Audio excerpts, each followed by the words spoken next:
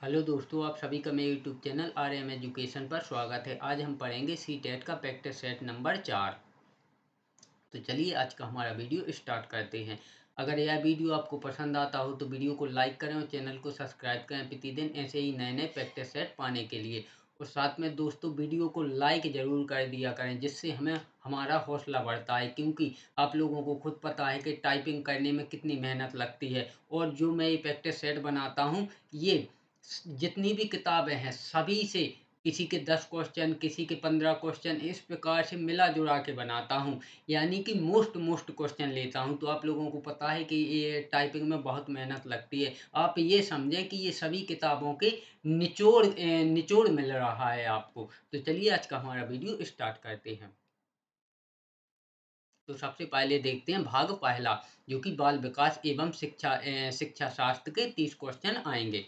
तो चलिए question number पहला, अनुवांशिक विन्यास के पूर्व निर्धारित रूप से प्रकट होने की प्रक्रिया डॉट डॉट डॉट कहलाती है। तो यह कहलाती है परिपक्वता। ऑप्शन 4 इसका सही आंसर। क्वेश्चन नंबर 2, बच्चों को विभिन्न प्रकार के अनुभव प्राप्त होते हैं। तो बच्चों को विभिन्न प्रकार के अनुभव प्राप्त होते हैं जब वे स्वयं कार्य करते हैं, परीक्षा देने देने से, बाहर घूमने जाते हैं। तो इसका आंसर होगा ऑप्शन 4 ए सभी। क्वेश्चन नंबर 3, एक बच्ची लिखाई में निरंतर कठिनाई का सामना करती है। उसे अक्षर बनाने और शब्दों के बीच अंतराल करने में चुनौती महसूस होती है। यह लक्षण किस अधिगम विकार की ओर इशारा करते हैं? तो यह कहते हैं आलेख वैकल्य अधिगम विकार की ओर इशारा। ऑप्शन 2 आलेख वैकल्य। क्वेश्चन नंबर 4, अभिप्रेरणा तकनीक तकनीक के रूप में निंदा को प्रभावी ढंग से प्रयोग किया जा सकता है। तो ऑप्शन पहला, निंदा से पूर्व छात्रों के सकारात्मक प्रयासों की पहचान करना। ये भी सही है। बालक की गलती के साथ साथ दूसरे कारकों को भी दोषी ठहराना। यह भी सही है। अपमानजनक भाषा के स्थान पर निंदा में लिए अच्छी भाषा का प्रयोग करना। यह भी सही है। तो इसका आंसर होगा ऑप्शन 4 उपरोक्त सभी। क्वेश्चन नंबर 5, निम्न में से कौन सा युग्म सुमेलित नहीं है? तो इसमें बच्चे भाषा के बारे में निश्चित ज्ञान के साथ प्रवेश करते हैं, यह सही है, क्योंकि यह चोमस्की ने ही कहा है। भाषा और विचार प्रारंभ में दो भिन्न गतिविधियां हैं। वाइगोत्स्की बिल्कुल सही, यह भी वाइगोत्स्की ने कहा है। भाषा विचार पर आधारित है, यह गलत है, क्योंकि यह पियाजे ने नहीं कहा है। तो इसका आंसर होगा option 4 sorry option 3। Question number 6,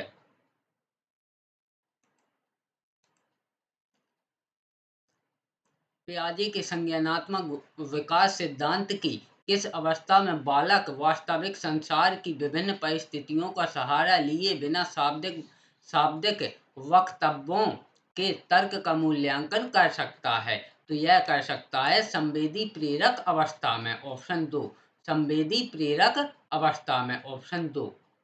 question number 7, समावेशी शिक्षा की प्रक्रिया सामान्यीकरण में निहितार्थ है। तो प्रतिभाशाली तथा सामान्य बालकों को कार्य सीखने के लिए सामान्य सामाजिक वातावरण की व्यवस्था करना। ऑप्शन 2 प्रतिभाशाली तथा सामान्य बालकों को कार्य सीखने के लिए सामान्य सामाजिक वातावरण की व्यवस्था करना। क्वेश्चन नंबर 8, समूहों में चर्चा करना और सकारात्मक शिक्षक छात्र संबंध किस कक्षा कक्ष की विशेषता है? तो यह है प्रगतिशील कक्षा कक्ष की विशेषता। ऑप्शन 2 प्रगतिशील कक्षा कक्ष की विशेषता। क्वेश्चन नंबर 9, निम्न में से कौन सी बुद्धि के बहु प्रतिभा सिद्धांत की आलोचना है? तो बुद्धि के विभिन्न कारक छात्र को अपनी क्षमताओं को खोजने में सहायता करते हैं। यह बुद्धि बुद्धि के विकास की आलोचना है। ऑप्शन 2। क्वेश्चन नंबर 10, निम्न में से किस पर निर्भर है? विकास निम्न में से किस पर निर्भर है? अनुवांशिक बनावट पर, भौतिक वातावरण पर, सामाजिक सांस्कृतिक कारक पर। तो इसका आंसर होगा ऑप्शन 4, यानी कि भौतिक अनुवांशिक बनावट पर भी आधारित है, भौतिक वातावरण पर भी आधारित है और सामाजिक सांस्कृतिक कारक पर भी आधारित है। ऑप्शन 4। क्वेश्चन नंबर 11, अभिकथन ए। तो सबसे पहले अभिकथन देखते हैं, उसके बाद तर्क देखते हैं। तो अभिकथन ए, शिक्षकों को निर्णय लेने में विद्यार्थियों को शामिल करना चाहिए और कक्षा में सक्रिय भागीदारी को प्रोत्साहित करना चाहिए। अब देखते हैं तर्क आर, अधिगम शिक्षक द्वारा विद्यार्थी को सीधे स्थानांतरित किया जाता है। तो इसका सही आंसर होगा ए सही है, लेकिन आर गलत है, क्योंकि आप यहाँ देखना कि ए ये तो सही कह रहा है, लेकिन आर जो उसका कारण है उसकी पूर्ति, मतलब कि उसके आधार पर तर्क नहीं दे रहा है। तो इसका आंसर होगा ए सही है, लेकिन आर गलत है। क्वेश्चन नंबर 12, अपनी कक्षा के लिए मूल्यांकन पद्धति तय करने से पहले एक शिक्षक को किन बातों पर विचार करना चाहिए।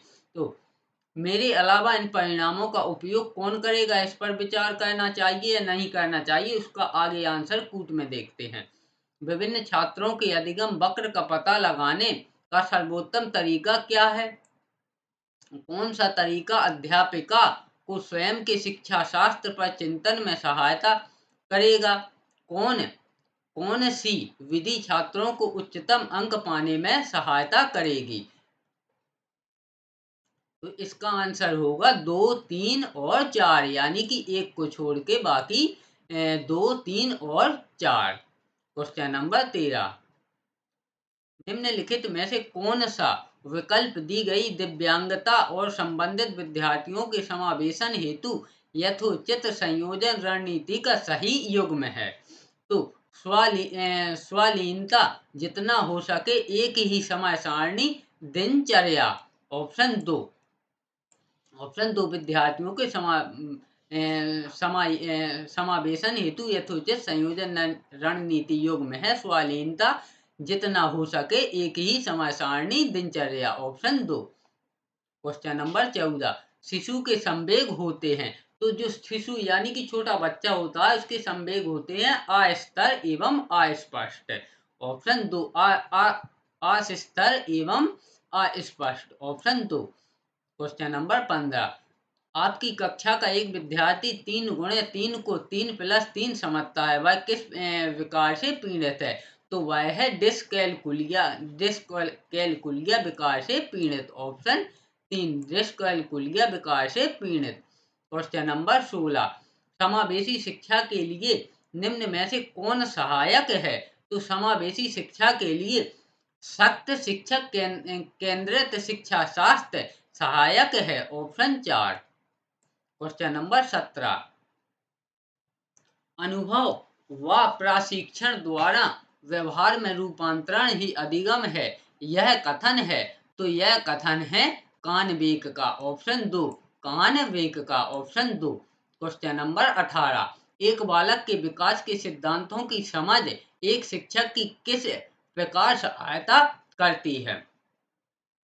तो सीखने के अनुसार छात्रों को पढ़ाने में। ऑप्शन 4, सीखने के अनुसार छात्रों को पढ़ाने में। क्वेश्चन नंबर 19, सामाजिक वैज्ञानिकों ने बाल अपराधी प्रवृत्ति तथा सामाजिक अपराधों को समझने के लिए अनेक उपायों का प्रयोग किया है, किंतु इन दोनों समस्याओं के नियंत्रण के संदर्भ में इसकी प्रकृति का संबंध है।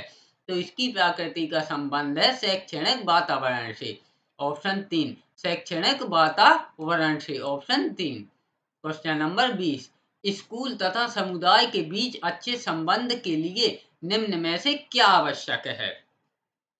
तो स्कूल तथा समुदाय के बीच अच्छे संबंध के लिए समय समय पर स्कूल की प्रगति एवं गतिविधियों की जानकारी समुदाय को देते रहना चाहिए। बिल्कुल सही।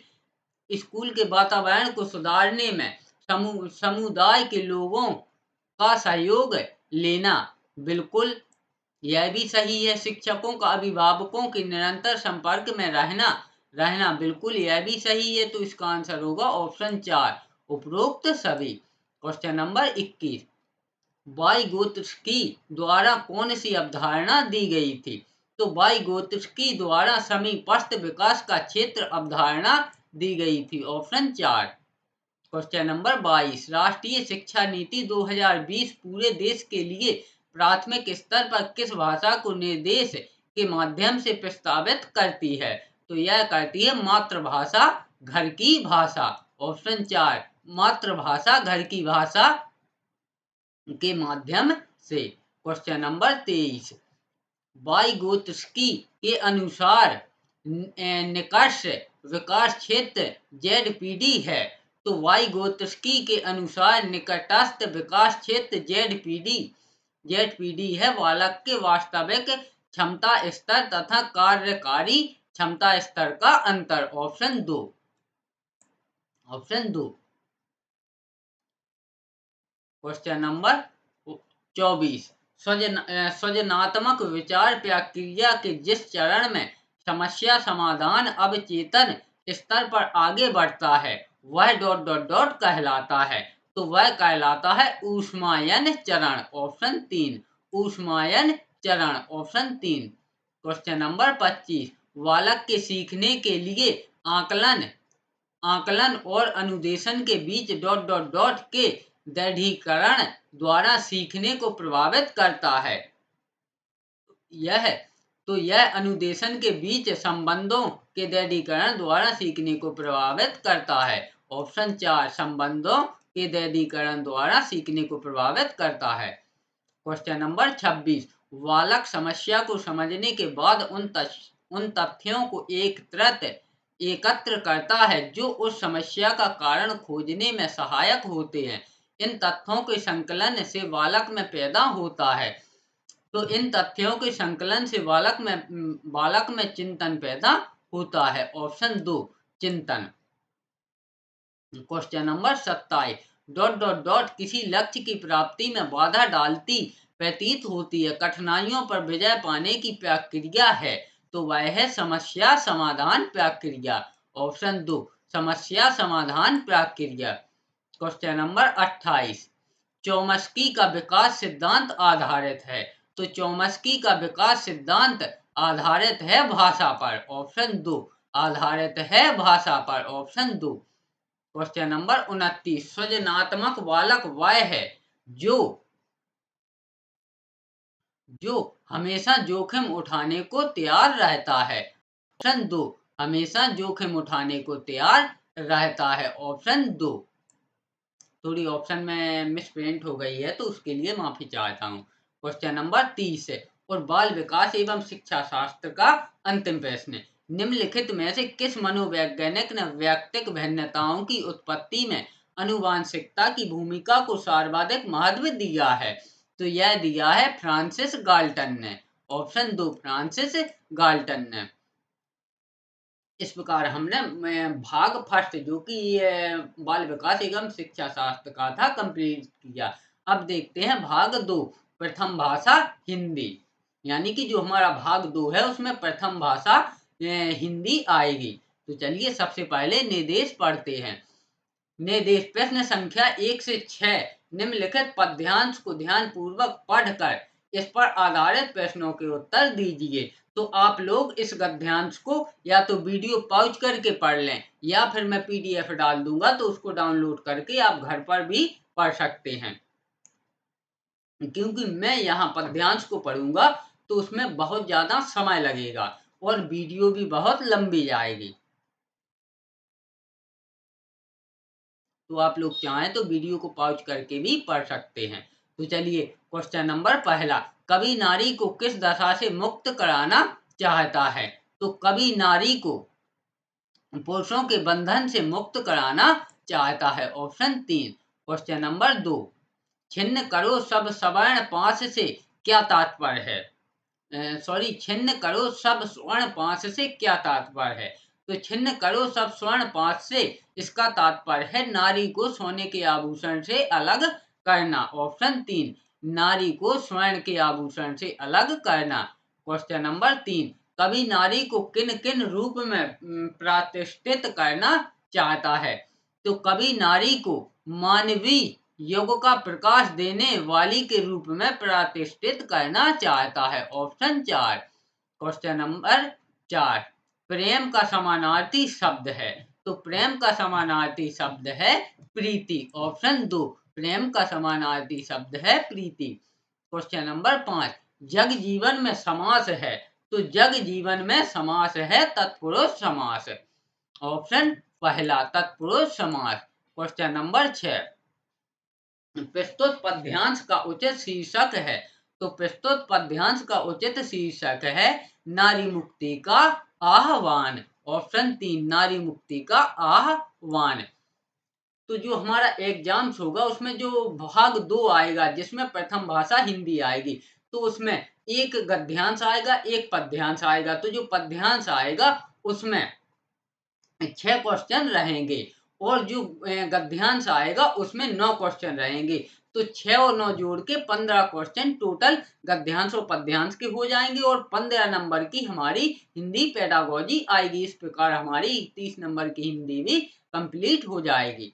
तो चलिए, निर्देश प्रश्न संख्या 7 से 15 निम्नलिखित गद्यांश को ध्यान पूर्वक पढ़कर इस पर आधारित प्रश्नों के उत्तर दीजिए। तो आप इस गद्यांश को भी वीडियो पॉज करके या फिर पीडीएफ डाउनलोड करके पढ़ सकते हैं। मेरे हिसाब से आप लोग वीडियो पॉज करके पढ़ें तो ज़्यादा बेहतर रहेगा, क्योंकि जो मैं यहाँ क्वेश्चन आंसर बताऊंगा वह आपको अच्छी तरह समझ में आ जाएंगे।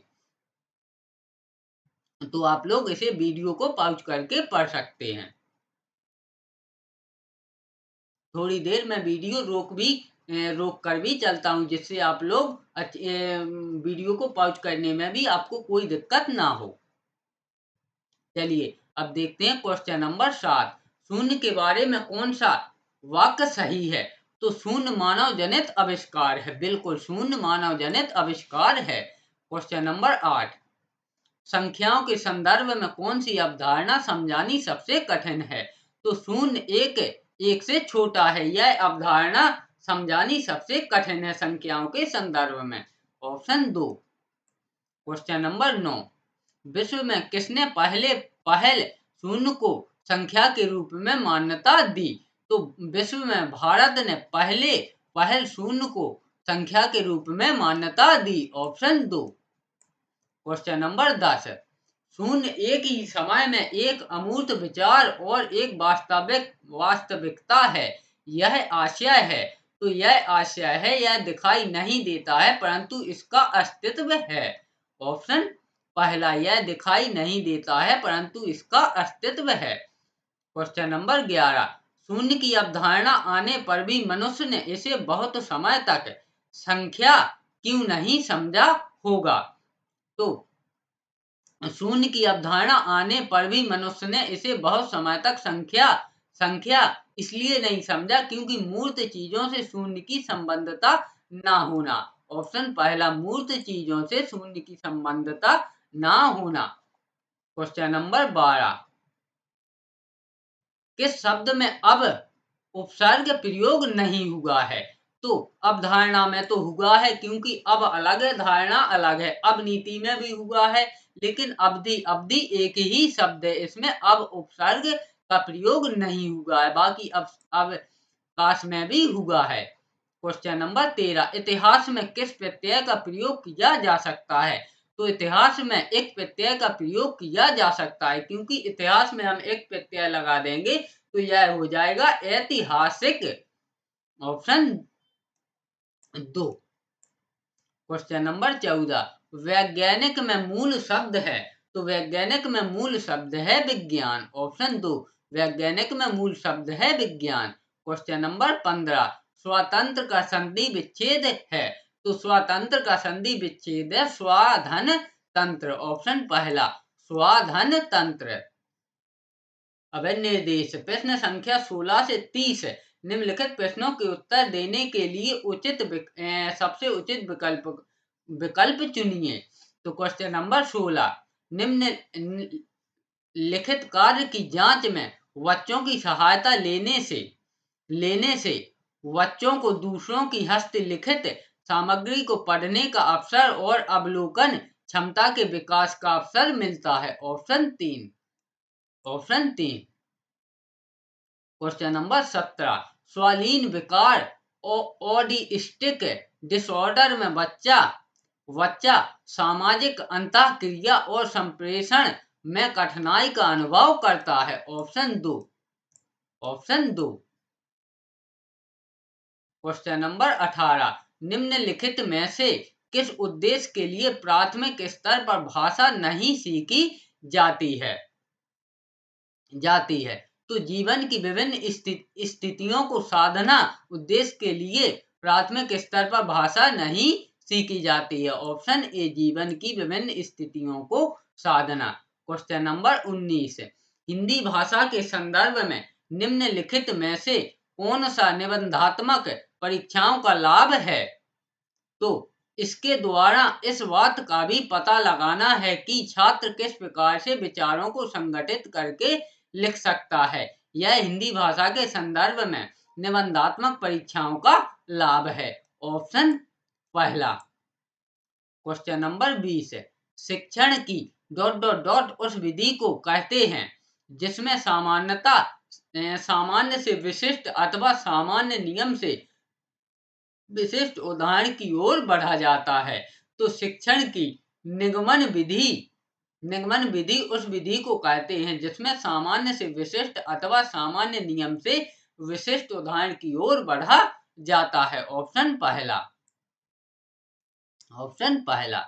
क्वेश्चन नंबर 21, अनुभव द्वारा व्यवहार में रूपांतरण लाना ही अधिगम है, यह कथन किसका है? तो यह कथन है ग्रीष्म का। ऑप्शन 2, यह कथन है ग्रीष्म का। क्वेश्चन नंबर 22, बहुसांस्कृतिक पृष्ठभूमि वाली भारतीय कक्षाओं में भाषा शिक्षण के लिए अत्यावश्यक है।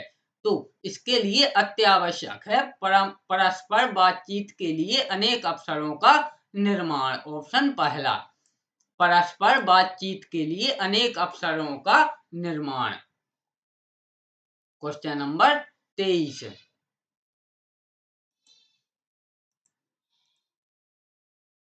किसी भी पाठ के अंत में दिए गए अभ्यास एवं गतिविधियां बच्चों के ... में मदद करती हैं। तो यह करती हैं भाषा विस्तार में मदद करती हैं। ऑप्शन 3, गतिविधियां बच्चों के भाषा विस्तार में मदद करती हैं। क्वेश्चन नंबर 24, विद्यालय आने से पूर्व बच्चों के पास अपनी भाषा संपदा होती है, लेकिन ... की सचेत जानकारी नहीं होती है। यानी कि विद्यालय आने से पूर्व बच्चों के पास अपनी भाषा संपदा तो होती है, लेकिन व्याकरण की सचेत जानकारी नहीं होती है। ऑप्शन तीसरा, व्याकरण की सचेत जानकारी नहीं होती है। क्वेश्चन नंबर 25, शिशुओं में भाषा के विकास के संबंध में कथन फर्स्ट और कथन सेकंड पर विचार करें। तो कथन फर्स्ट, शिशुअवस्था से बच्चों की वाक नली एक वयस्क मानव की तुलना में जानवर की तरह अधिक होती है। तो यह बिल्कुल सही है, क्योंकि जो छोटा बच्चा होता है उसकी नली वयस्क मानव की तुलना में जानवरों की तरह अधिक होती है। कथन 2, 6 से 12 महीने के दौरान एक बच्ची तरह तरह के वबलाना और दोहराव वाले वबलाना में संलग्न है। यह भी बिल्कुल सही है। तो इसका आंसर होगा ऑप्शन 2, ए और 2 दोनों सही हैं। ऑप्शन 2। क्वेश्चन नंबर 26, समूह वाद विवाद में भाग लेने के लिए भाषा शिक्षक एक शर्त रखता है कि समूह में 4 विद्यार्थी कनिष्ठ वर्ग से तथा एक विद्यार्थी वरिष्ठ वर्ग से होना चाहिए, जो आवश्यकता पड़ने पर कनिष्ठों की सहायता कर सके। समूह निर्माण का यह विचार किसके सिद्धांत पर आधारित है? तो यह विचार है वाइगोत्स्की के सिद्धांत पर आधारित है। ऑप्शन 3, वाइगोत्स्की का सिद्धांत। क्वेश्चन नंबर 27, सहायक सामग्री के अंतर्गत उन सभी साधनों को सम्मिलित किया जाता है जिसकी सहायता से छात्रों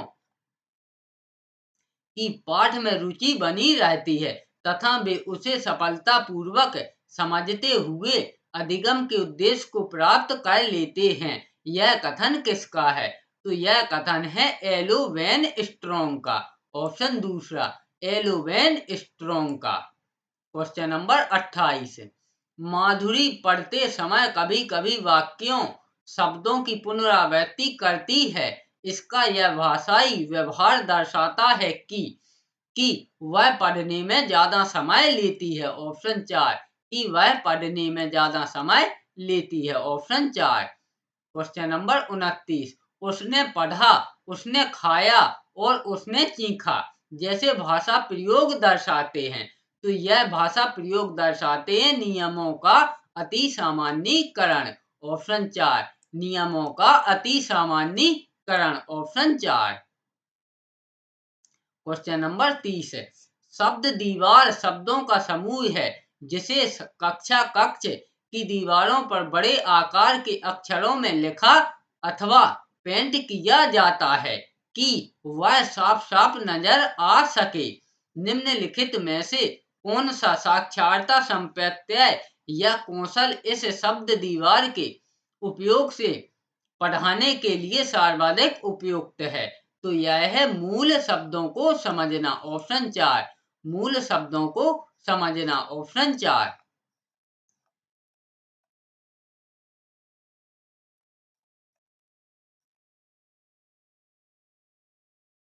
इस प्रकार से हमारा भाग दो भाग दो यानी कि प्रथम भाषा सामान्य हिंदी के भी 30 क्वेश्चन कंप्लीट हुए। अगर यह वीडियो आपको पसंद आता हो तो वीडियो को लाइक करें और चैनल को सब्सक्राइब करें, और वीडियो को लाइक जरूर कर दिया करें, क्योंकि यह जो प्रैक्टिस सेट बनाने में मेहनत लगती है वह बहुत ही लगती है। क्योंकि पहले पहले सभी किताबों से 2 क्वेश्चन, 4 क्वेश्चन, 6 क्वेश्चन इस प्रकार से मुख्य मुख्य क्वेश्चन छांटो, उसके बाद उसे कंप्यूटर पर टाइपिंग करो, उसके बाद यह आप लोगों को मैं उपलब्ध करवाता हूं। तो वीडियो को लाइक जरूर कर दिया करें। और अगर एक हिसाब से यह प्रैक्टिस सेट आप देखें तो यह सभी किताबों के निचोड़ हैं, यानी कि जितनी भी जो किताबें हैं उन सभी का मैं इसमें प्रैक्टिस सेटों में आप लोगों को निचोड़ देता हूं। तो चलिए, आज हमने सी टेट का प्रैक्टिस सेट 4 जो कि पार्ट 1 है, जिसमें मैंने भाग पहला बाल विकास एवं शिक्षा शास्त्र, तो भाग दूसरा जिसमें प्रथम भाषा हिंदी, इन दोनों को कंप्लीट किया है। अब हम जो कल भाग सेकंड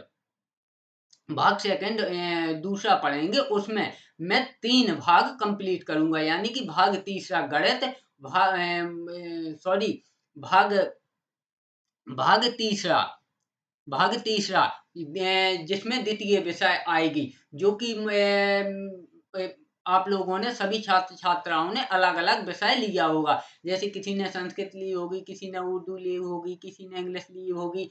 तो भाग तीसरे में हम तीसरे में द्वितीय भाषा भी कंप्लीट करेंगे, गणित भी करेंगे, और भाग 5 में पर्यावरण अध्ययन भी कंप्लीट करेंगे। इस प्रकार हमारा practice set C TET practice set 4 complete हो जाएगा। तो चलिए, वीडियो में अंत तक बने रहने के लिए धन्यवाद।